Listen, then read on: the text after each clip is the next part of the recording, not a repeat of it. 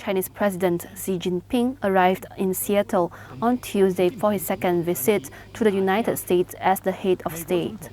The plane carrying the Chinese delegation touched down at Payne Field, and Xi and his wife Peng Liyuan stepped out of the hatch and were welcomed by dignitaries led by Washington Governor Jay Inslee and other U.S. President Barack Obama's representatives.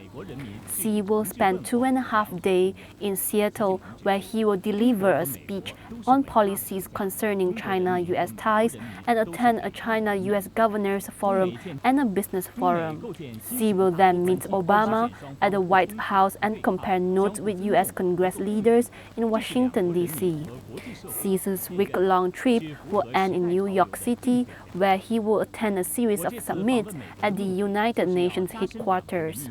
Meanwhile, former U.S. Ambassador to China and former Washington Governor Gary Locke believes that the Chinese president's visits to the U.S. will provide American business leaders with valuable information on China's economic strategies. I'm sure the president will want to know, President Obama will want to know what the Chinese leader is planning in terms of stabilizing and invigorating the Chinese economy. U.S. executives will also want to know whether or not China is truly committed to opening up markets in accordance with its obligations under WTO, whether or not there'll be fair treatment and a level playing field for U.S. companies within China. Locke expects more Chinese investments to flow in Seattle and other areas in the U.S. after the visit. We're just so pleased that China has become a major trading partner with Washington State.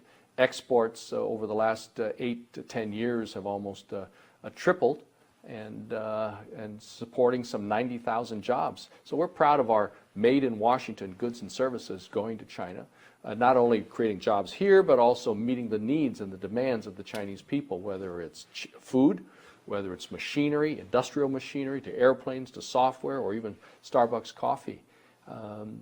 We note that there's a high demand, a hunger for made in USA products, and we're so pleased that Washington State is the largest exporting state to China, and that China is our largest destination of all of our exports. One of the main messages that Xi is bringing to the U.S. is China remains committed to financial reform and an open economy.